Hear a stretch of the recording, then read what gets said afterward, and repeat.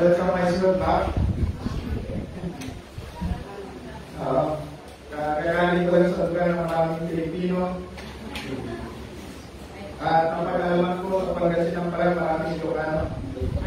Sa Pampanga maraming Kapampangan. Praise God. Pero sa Manibeles, nagtagpo yung Kapampangan, Ilocano at Tagalog.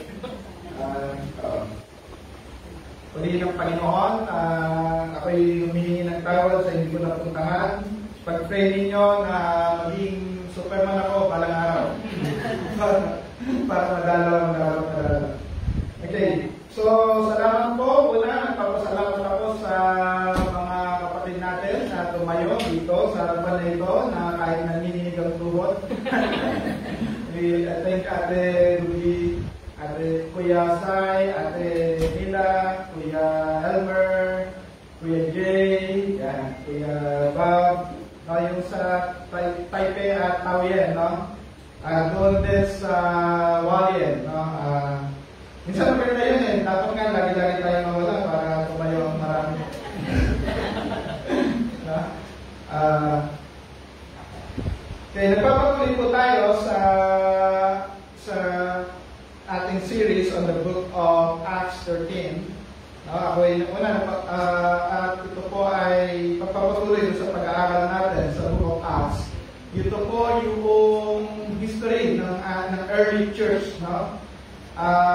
Naroon tayo sa pagtingin o pagbabalik tanaw, ano nga ba ang ginawa ng Panginoon sa unang iglesia and how yung gospel ay nag-penetrate kahit na sa panahon na sila ay pinipersecute, kahit sa panahon na wala silang kakayanan, no? Financially, kahit sa panahon na kung saan ay hostile yung environment at sila ay minority, the gospel penetrates sa lahat ng area ng society ng kanilang kapanahunan. Na pagdaanan nga, no, na nag-break out ang gospel hindi lamang sa mga Hudyo kundi sa mga Hentil. At tinanong ako nung anak ko, sabi niya, paano ba ang mga Hentil? So sabi ko, paano yung Hentil? Ang mga Hentil po ay sino mang tao na outside doon sa 12 tribes ni Jacob, no? So kung hindi ka kasama doon, ikaw ay Hentil, no? Ako hindi ako kasama doon, therefore ako ay Hentil, no? So ganun lang yan, kasimple, no? Apostolic work. Titingnan natin ito, why mission is possible. Nung dumating ako sa Pinas, di kagad ako nakauwi dahil nakita pa ako nung isang church sa Cavite, na kinuha ko.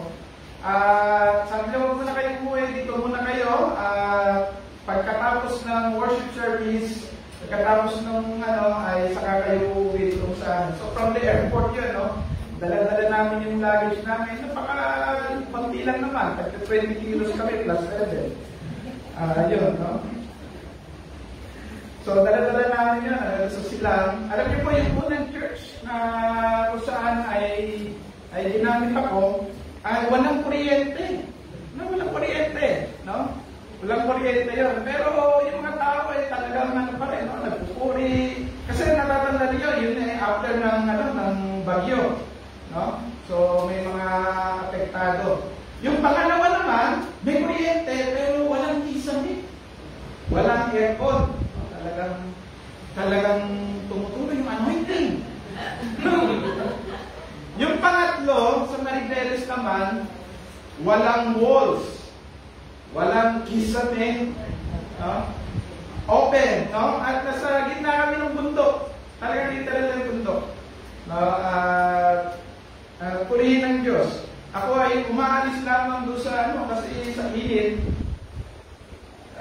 para makapagpuri din, para hindi nila malaman na ako ay Antono. So umaalis ako doon. Buti na lang maraming puno. Nakakatawa doon sa last church kasi naging sanctuary siya ng mga aso at pusa. No, yung mga aso, pag nag-praise and worship na, mahihiga. Hihiga sila. No? Pero yung hindi pa nagsa-service, para silang mga ushers, sila sumasaluto, kumakaway, gano'n. Gawagan ng gano'n, di ba? Sabi ko, okay ito ha, yung mga aso, marunong mag-ushers, no?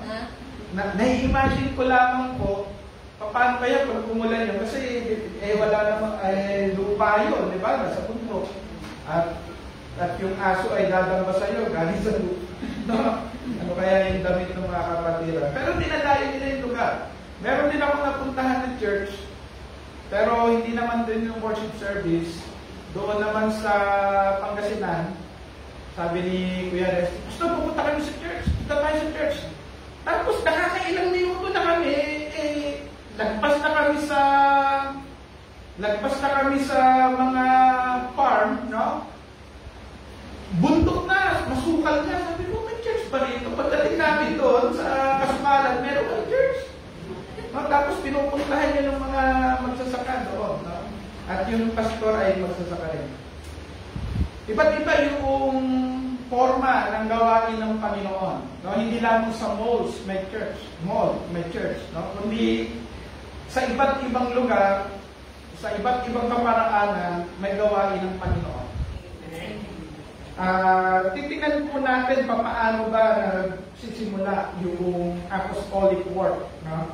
Ano ba yung apostolic work? Minsan yung iba dito ay medyo may allergy pag narinig yung apostles or apostolic work. Tingnan po natin. Yung apostolic work refers to activities focused on finishing the Great Commission. Okay? Yung term na apostle is derived from classical Greek apostolos, meaning one who is sent off. Pinadala upang mangaral. O sa pagkatagalog sa atin ay sinugo upang magpahayag ng mabuting balita. Ngayon, sa ating kapanahunan, yung apostle in general sense is a missionary. No, siya lang po ay ambassador ni Christ to people who have not heard the good news. O sa ibang ay pioneering ministries. No? Sila yung nagpe-penetrate sa mga lugar na sarado. No? O nag-uumpisa, ginagamit ng Panginoon sa pag-uumpisa ng gawain. At titignan natin yan dito sa konteksto ng Acts 13. No? So, give me your time. Matagal naman din akong nawala. Pwede, dahil 3 linggo, pwede nyo akong bigyan ng 3 hours. Now, tingnan mo natin ang apostles and the apostolic work. O, sa modern term, missionary work. No? Pero sa biblical term, mas malapit yung apostolic work. Okay. Number 1, makikita natin doon sa Acts 13, verse 1 to 3, doon sa Antioch, may mga prophets, may mga teachers, naroon sila Barnabas, sila Simon, sila Lucius, no?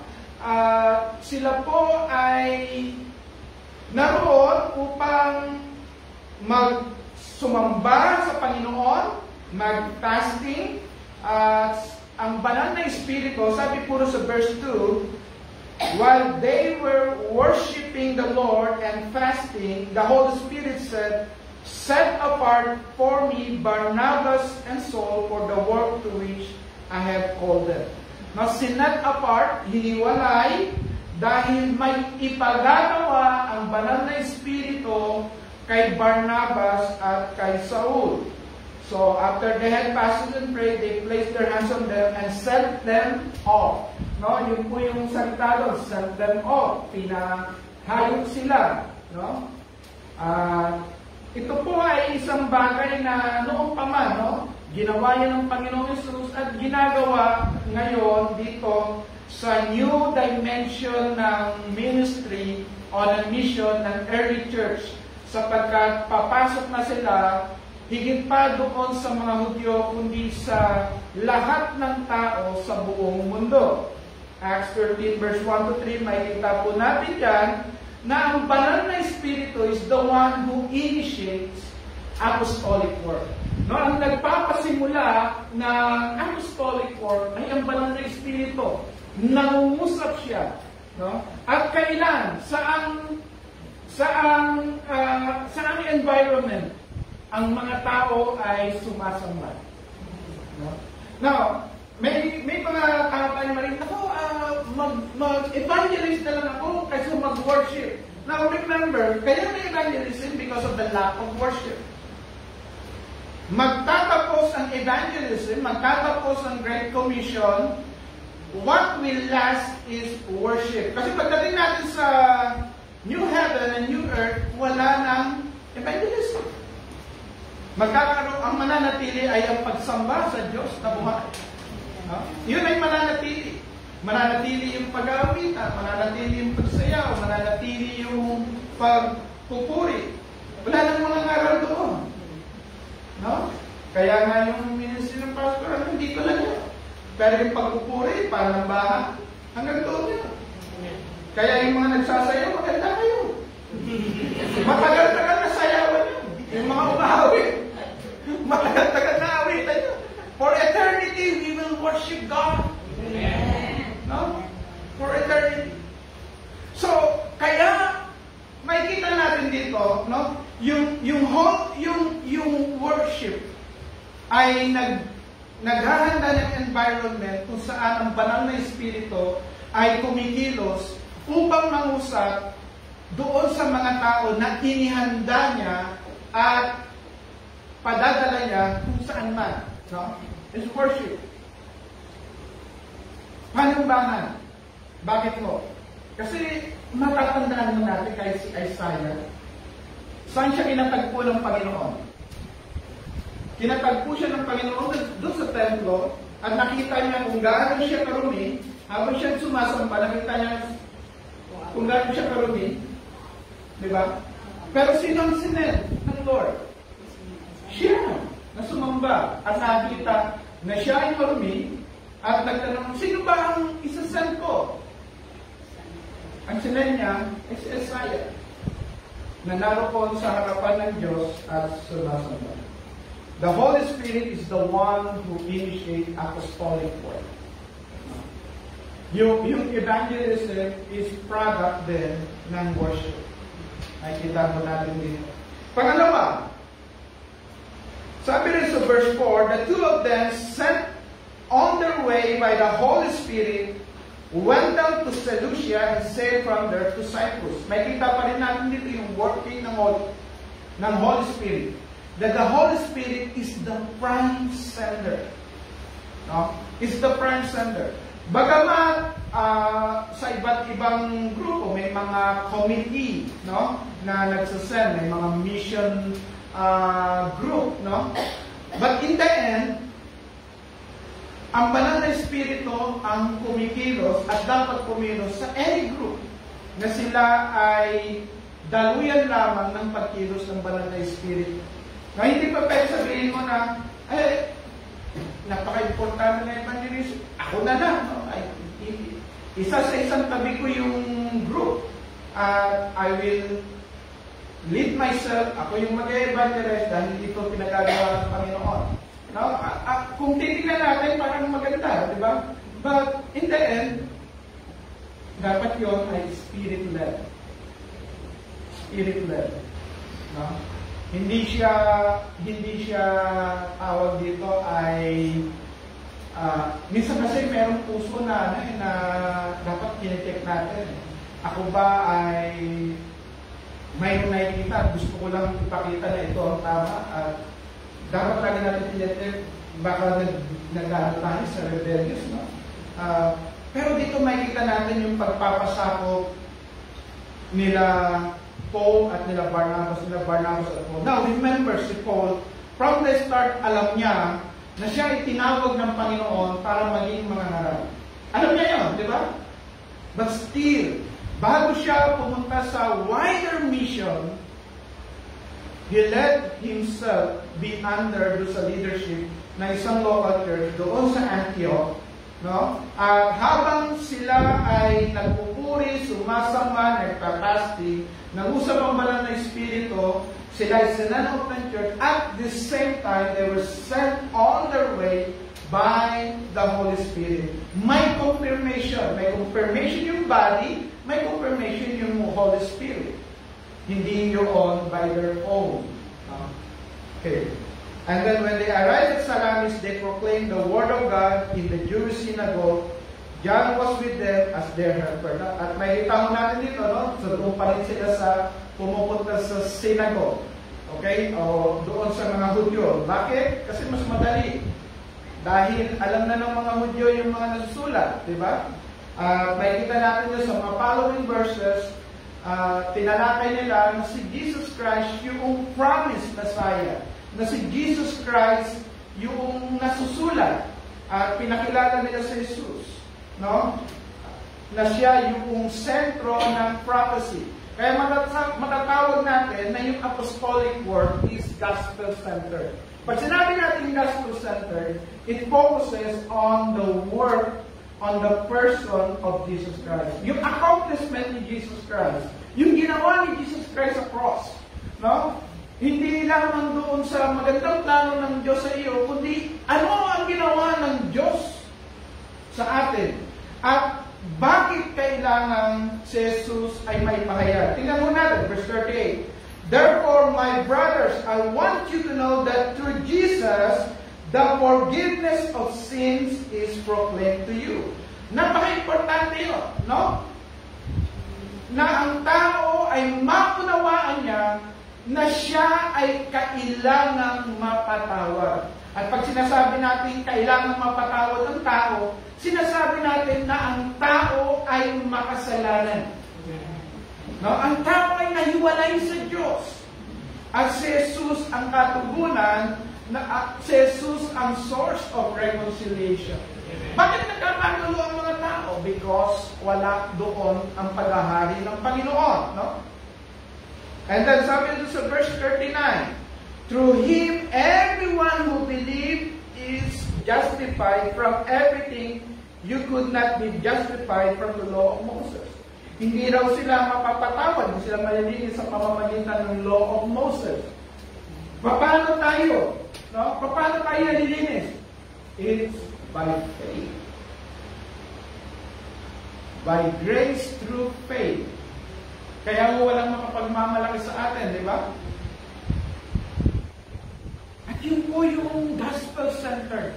Hindi siya nakasentro sa tao, nakasentro siya sa Diyos, nakasentro siya kay Kristo, sa ginawa ni Kristo doon sa krus ng Kalbaryo.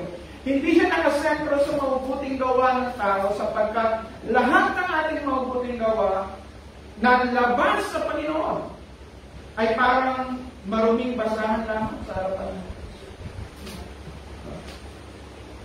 Now, paano tayo nag-justify? Paano tayo napapawalang sala? It is through Jesus Christ. The forgiveness of sin is proclaimed na yung forgiveness na yon dahil binayaran ni Kristo Jesus doon sa krus ng Kalbaryo ang lahat ng ating kasalanan. Gaano man kalaki yung kasalanan na yon, gaano man karumi sa tingin mo yung kasalanan na yon, lahat ng yon, lahat ng yung nakaraan at ngayon, ay binayaran ni Kristo Jesus sa krus ng Kalbaryo. Yung binayaran ni Kristo Jesus, hindi natin kailangang pagbayaran. Kaya nga po, it's grace. Kaya nga po ito po'y biyaya ng Panginoon. No? Sabi doon sa 42 to 43, basahin mo po, as Paul and Barnabas were leaving the synagogue, the people invited them to speak further about this thing on the next Sabbath. When the congregation was dismissed, many of the Jews and devout converts to Judaism followed Paul and Barnabas, who talked with them and urged them to what?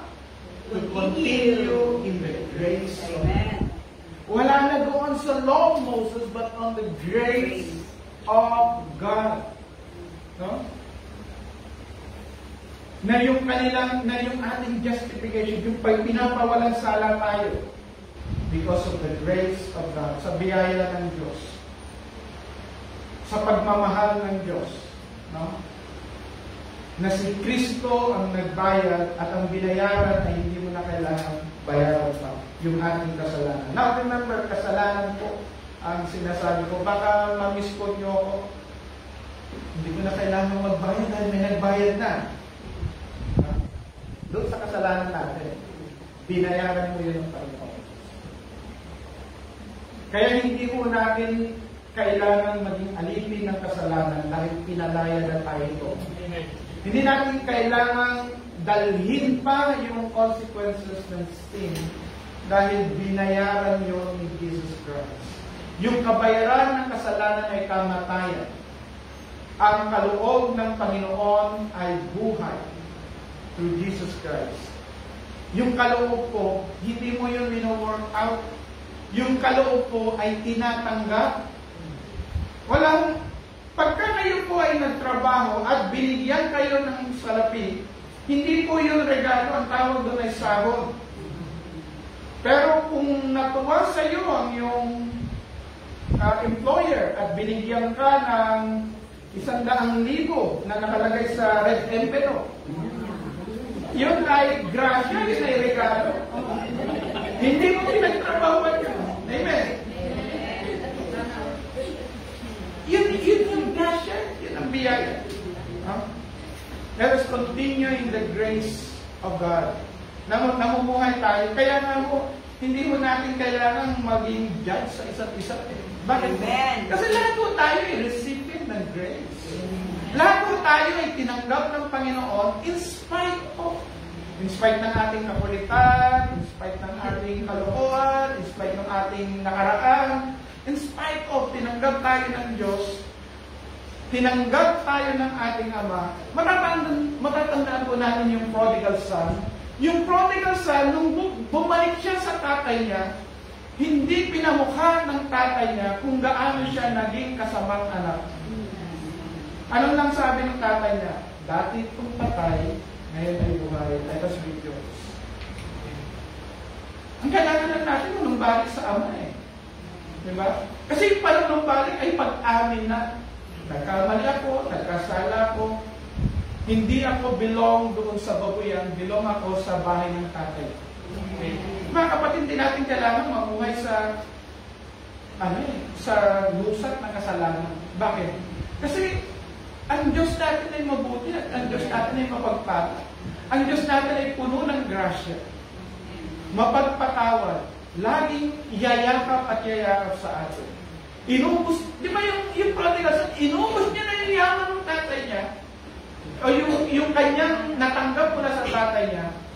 Pero anong ginawa ng tatay niya? Nilagyan pa rin siya ng sinsing. Sinasabing, anak ka pa rin kita. Pinaghanda siya at tinanggap siya, ni-restore siya. Alam niyo po, kung ikaw yung kailangan ng restoration, all you have to do is go back to God. Go back to God. Ito po yung grace ng Lord. Ito po yung grace ng Lord. No? Apostolic work is grace-based. Yung missionary work is grace-based. Pag pumunta tayo kahit sa pag-ikot no? Bagmat hindi naman ako gaano nakapag-ikot sa Pilipinas. Napakapunti lang napunta ko. Nakapunta lang ng Cavite, ng Pampanga, ng Tacloban, ng Pangasinan, ng Maribeles, ng Rizal, ng Marikina. Napakapunti lang sa loob ng 19 days.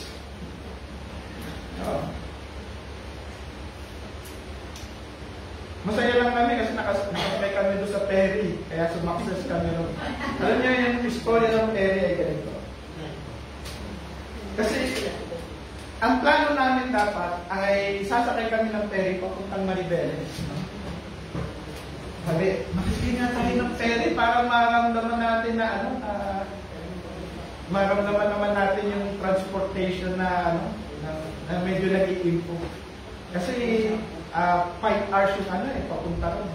Pero nag-book ako, talagang natin inilalagay kami sa 6 a.m. Sabi ko, mag-bus na lang tayo. Hirap nito. Pero pagdating doon, talagang, meron kami imimit. Pagka galing doon sa Maribeles, may imimit kami ng 6 p.m. So, kailangan na mag-ferry talaga. So, inalaw ng Lord na makapag-ferry kami. Inalaw talaga ng Lord. Kaya sumakses. At na-meet namin yung dapat namin i-meet doon sa CC. mayroong sumundo sa amin doon, may nagkit sa amin doon. At pagkatapos yun, inuwi kami mula doon sa Pasay, papunta doon sa Lidex, sa Quezon City. It's all grace. It's all grace. Actually, yung nakita ko roon kung papaano, kung yung sa iba na hindi nakakala, may problema sa sciatica sa likod. At to travel yung mga ganoon, talagang mahirap para sa akin. Yung to travel yung 4 hours na diretsyo o 3 hours, lalo na sa Metro Manila, napakahirap mag-travel. No? Napakahirap mag-travel. Buti na lang may Grab. Wala mong sa Grab, no? Lalo doon sa lugar namin, yung lugar na namin, dadaan doon yung mga truck ng payatas, no? Kaya mas maganda pag nakasakay ka na sarado yung bintana. Kasi kung hindi, talagang amoy na amoy mo yung biyaya.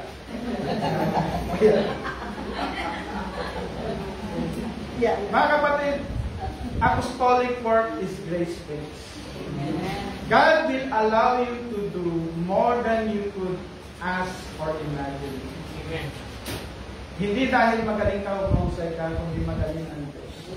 At kaya yung sinasabi ni Paul and Barnabas, continue in the grace of God. Kasi pagka nanduro ka sa performance base, lagi mong i-equate yung pananampalataya mo sa performance mo, how long you pray, how many things you do. Lagi mo makikita na hindi ka makaabot.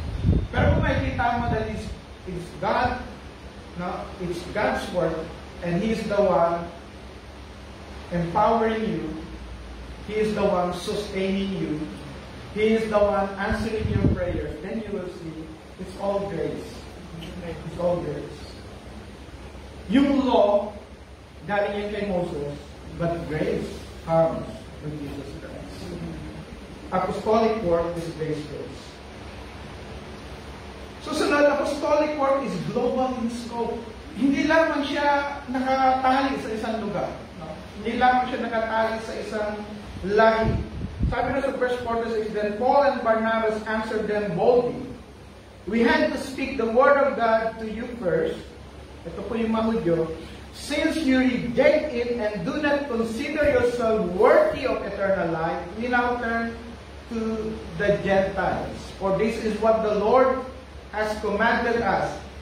I have made you a light for the Gentiles that you may bring salvation to the ends of the earth. Alam niyo po yung mga Hudyo, tinawag yan para ipakilala si Jesus Christ.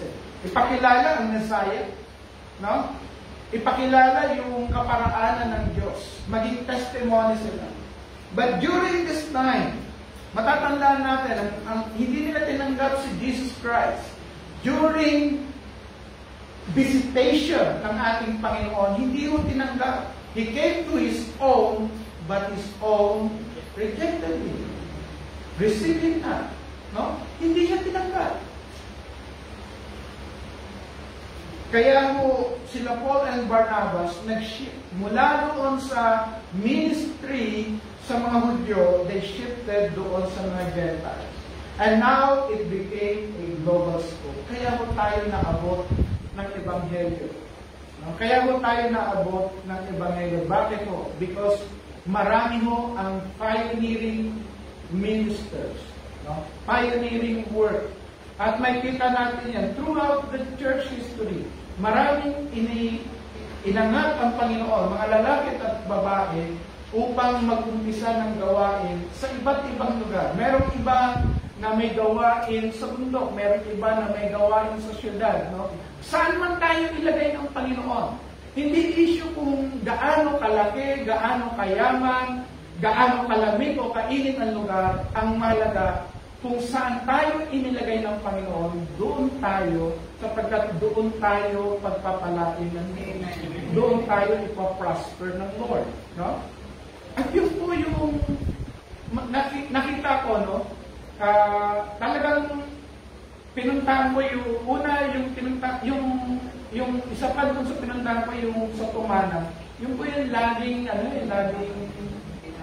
binabaha. At remember, nung time of Ulysses, marami tayong tinulungan doon sa area na yun, sa Rizal, sa Marikina, sa Pasig, no? At iba't iba yung pamamaraan ng pagtulong natin. Merong iba, yung tinulungan natin doon primarily yung mga churches and pastors, no? Meron doon sa groceries, meron doon sa mga gamit, no? Meron yung bubong, di ba?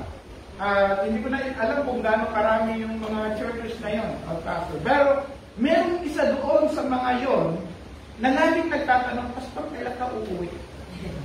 Kailan ka uuwi? Bisitahin mo naman kami, no? At taon-taon yun. Kaya sabi ko, mabisita na nga ito at lagi. At least one time, no? At least one time. Meron po doon na yung isa doon ay nalubog sa putik.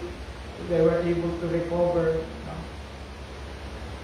Yung apostolic work po, yung mga pioneering work, para mas madaling natin. No? Ito yung mga pioneering work.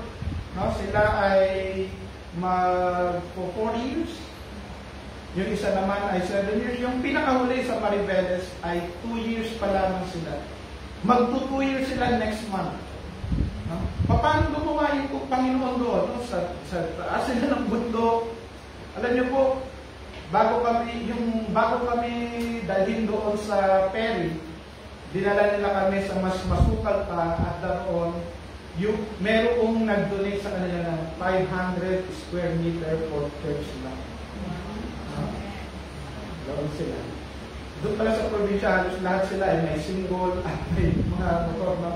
Kaya hindi sa kanila problema yung kahit sa sukal. No? Mas gusto nga nila dahil pwede silang magtingay doon. No? Ang gawain ng Panginoon ay iba't iba ang itsura. At inilalagay tayo kung saan tayo may maaabot. At kung saan tayo. Kaya nga makikita natin yung Holy Spirit ang nag-lead kina Barnabas at Paul kung saan lugar sila mangangaral. No? At kung paano. Iba't iba ang gawain ng Panginoon. Actually, iba't iba rin. No? Meron akong napuntahan dati sa bandang Vizcaya. Wala silang church instrument. Talagang 4 voices. 4 voices sila. Kaya ako lang na iba doon eh. Pang-pink voice ako eh. Wala silang instrument, but they were able to worship God. They were able to proclaim the gospel. Pero naman ako napuntahan talagang kainan. May mga kabataan talagang, tapos pagkatapos yun, mga naglalapitan, nagsusurrender ng buhay nila. Sabi ko, ganun pala yun, nung panahon ko, parang yun, parang mga concert yun. Tapos yung mga yun, baptista. Nagdingin ko tapos. Iba't iba yung kaparaanan ng Diyos, pero yung resulta lagi natin makikita. Amen. Salvation. Nakakakilala ang tao sa Diyos.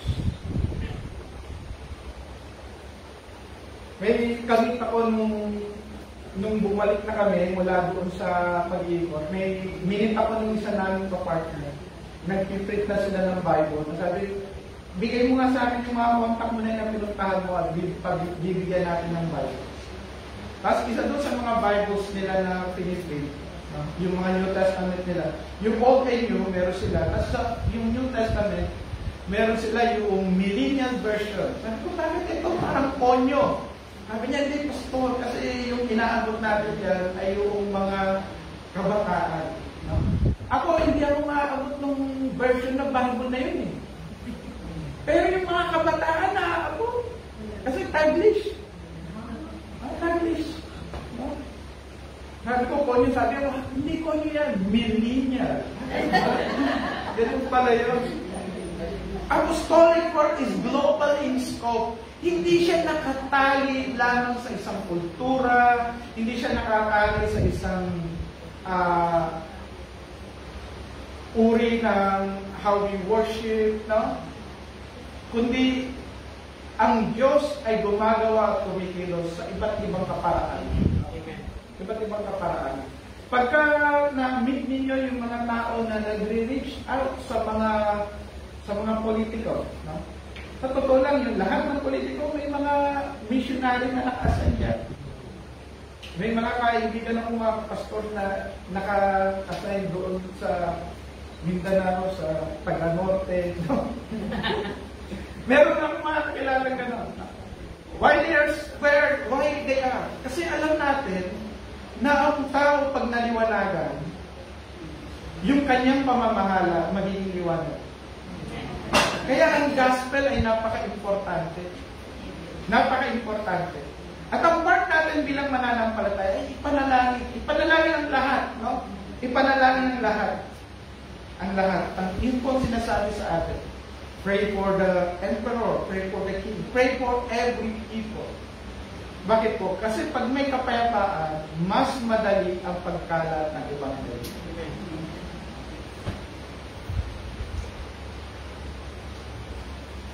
Pang-anim, apostolic work attracts opposition. Every pioneering works attracts opposition. Sabi din sa 45, when the Jews saw the crowds, they were filled with jealousy and talked abusively against what Paul was saying. No? Nung nakita na nila na dumarami na yung mga tao, anong ginawa nila? Nagselos na, no? And then they talked abusively against what Paul was saying. Doon sa verse 50, but the Jews incited the God-fearing women of high standing and the leading men of the city. They stirred up persecution against Paul and Barnabas and expelled them from their region. Kaya nga po yung isa, no? Balik ako doon sa kinikwento ko ng isa doon sa leaders ng movement. Ang movement nila ay nakatuon doon sa mga cities, municipalities, sa mga mayors and ng mga cities and municipalities. No? Lahat ng cities and municipalities na kinilala ang Panginoon bilang Panginoon ng kanilang syudad o ng kanilang munisipyo ay umunlad. Nabawasan yung criminality.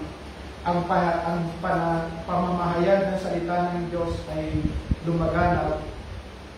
Bumaba yung corruption. Meron silang data nyo. Pero kung saan wala yung pagkilala sa Diyos, naroon yung opposition.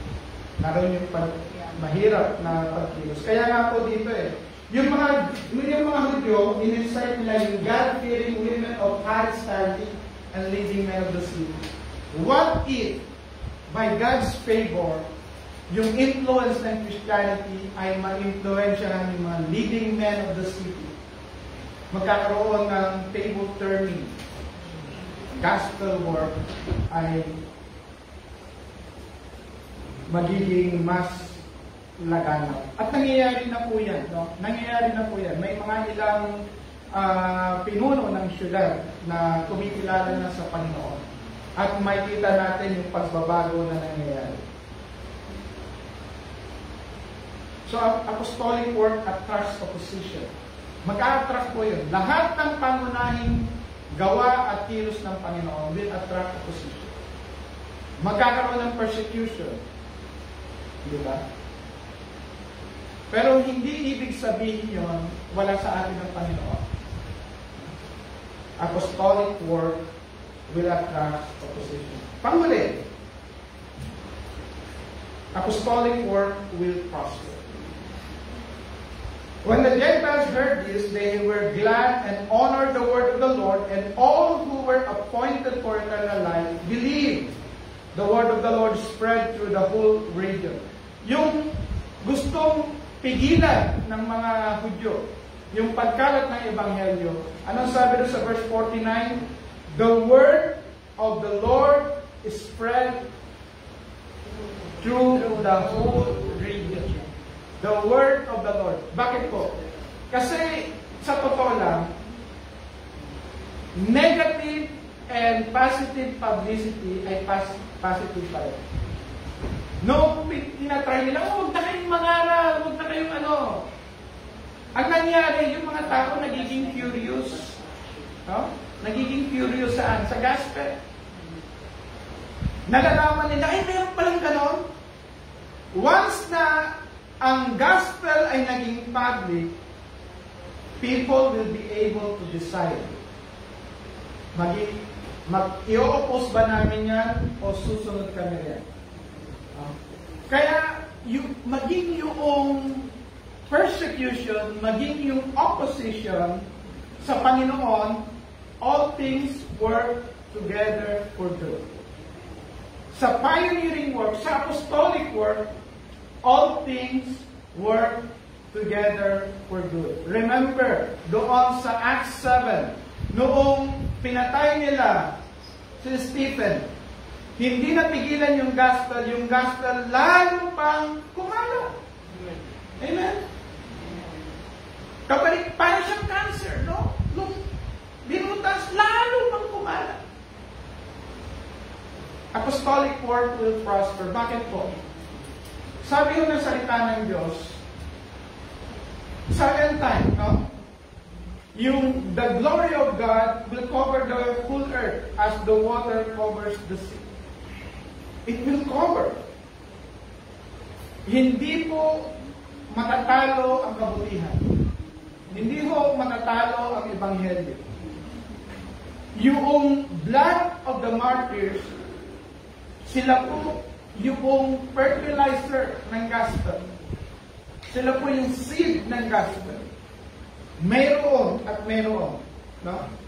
Yes. Magkakaroon ng persecution. Yes, magkakaroon ng opposition. But the apostolic work will prosper. Acts 13 verse 52, yung pinakahuling verse, and the disciples were filled with joy and with the Holy Spirit. As they allowed themselves to be part doon sa ginagawa ng Panginoon, they are filled with joy and they are filled with the Holy Spirit. Hindi sila filled ng galit, hindi sila filled ng bitterness, di ba? When we allow ourselves to be channel of the good news, yung goodness na yon ay magpo-flow rin through us. When we allow ourselves, Holy Spirit, use me. Diba? Pagka sinabi natin, Holy Spirit, fill me, use me, pupunuin tayo ng banal na Espiritu, pupunuin tayo ng Diyos. So tingnan lang natin yung tatlong takeaways natin dito. One, the Holy Spirit directs and empowers apostolic work. No? The Holy Spirit is the one who directs, the one who empowers pioneering works. Whether yan ay dito sa Wallet, whether yan sa Taoyuan, what if, by the grace of God, ipagkatiwala niya sa atin, hindi lamang itong tatlong lugar, what if bigyan tayo sa Taichung, sa Tainan, sa Hsinchu, sa New Taipei, no? Sa malaki yung Taoyuan, no? Pwede yung tatlong lugar. No? Malapit sa airport. Doon sa ano. Hindi natin alam. But, ano yung kailangan natin? If we worship God, pagka wino-worship natin, tinataas natin ng Panginoon, sabi ng Panginoon, no? If I will be lifted up, I will draw all men unto me. So, concentration natin yung ating worship life, yung life of worship natin, yung congregational worship natin, paano ba? Then, i-allow natin yung Holy Spirit mag-work through us, makita natin saan tayo maaaring isend ng Panginoon. Sino sa atin yung hihipuin ng Panginoon? Sabi na sa Acts 1:8, but you will receive power when the Holy Spirit comes on you, and you will be my witnesses in Jerusalem, in all Judea and Samaria, and to the ends of the earth. Second takeaway is that apostolic work will be opposed. It will be opposed, sabi ni Jesus Christ, and remember, the ancient prophets were persecuted in the same way.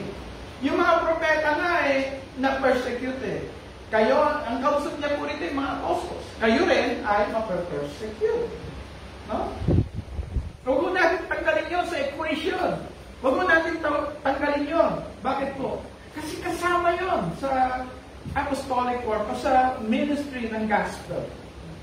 Kasama ang persecution. Kayo ba ay nakakaranas ng persecution? Praise God! Kasi hindi kayo oppose ng enemy kung kakampi ka niya. Nakaranas ba kayo ng matitinding pagsubok nung panahon na kayo ay nagsabi, Lord, I will serve you? Praise God! Bakit ho? Kasi kung kakampi kayo ng kaaway, hindi kayo aaway. Bagkada kayo. Nakakaranas tayo ng mga pagsubok. God allows us to go through fire. Kasi sa totoo lang, mas mauunawaan mo yung mga tao na i-assign sa'yo ng Lord. May mga tao na i-assign sa'yo ng Lord eh. At ilan dyan maaring daranas ng mga pagsubok. Ikaw na pinaranas ng Panginoon, magkakaroon ka ng testimony doon sa mga tao na aabutin mo, na ibibigay sa iyo ng Panginoon. Amen? Bakit? Kasi alam mo na kung gaano kabuti ang Panginoon, how God led you through the fire. Diba? Hindi ako nasunog sa fire, ako ay naluto. Yan, diba? Magiging testimony mo yan.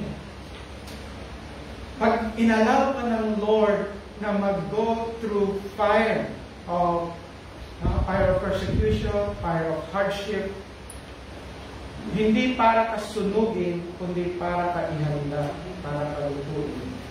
At maging pagpapala ka sa mga tao na dadalhin nga sa iyong buhay. Panghuli, apostolic work will prosper. Galatians 6:9, let us not become weary in doing good, but for at the proper time, we will reap a harvest if we do not give up. Amen. Noong ang mga apostles ay inoppose ng mga Hudyo, sinumbong pa doon sa mga higher ups, no? Yung mga kilala sa lipunan, hindi po sila nagpapigil, sila ay nagpatuloy. Amen. And they were able to experience yung harvest na ibinibigay ng Panginoon. Kahit saan, no? Kahit saan. Kung ikaw man ay nakakaranas ng paghihirap ngayon, hindi ibig sabihin kailangan mong gumita. Kailangan mong patuloy in doing good dahil may panahon ng harvest. Do not miss your harvest. Do not miss your harvest. Let us be filled with the Holy Spirit. Let us worship God and allow Him to speak in us and through us. Tayo po ay manalangin. Father, we praise you and we honor you, Lord. We thank you for your goodness. We thank you for your mercy. We pray, Lord, na sa ginagawa mo sa aming kapanahunan, maging kaparte kami, O Lord, ng fulfillment of the Great Commission, ng apostolic work, that as we worship you, Lord, kayo po ay mangusap sa bawat isa. Kayo po ang tumawag, kayo po ang magbigay kalakasan sa bawat isa. Yes. Na hindi kami manghihina, kami magpapatuloy. At darating ang panahon, we will harvest. Amen. In Jesus' name.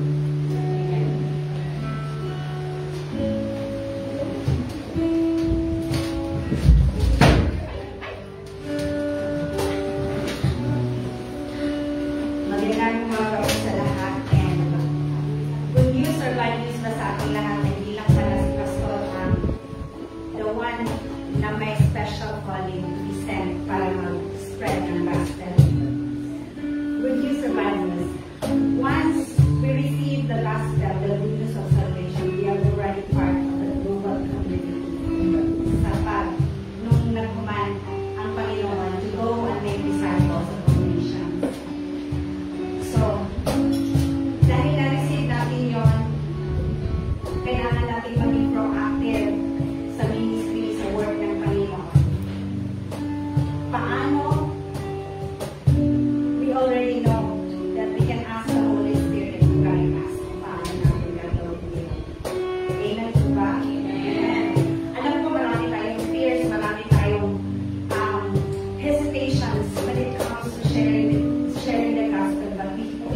always remember that the gospel is always not about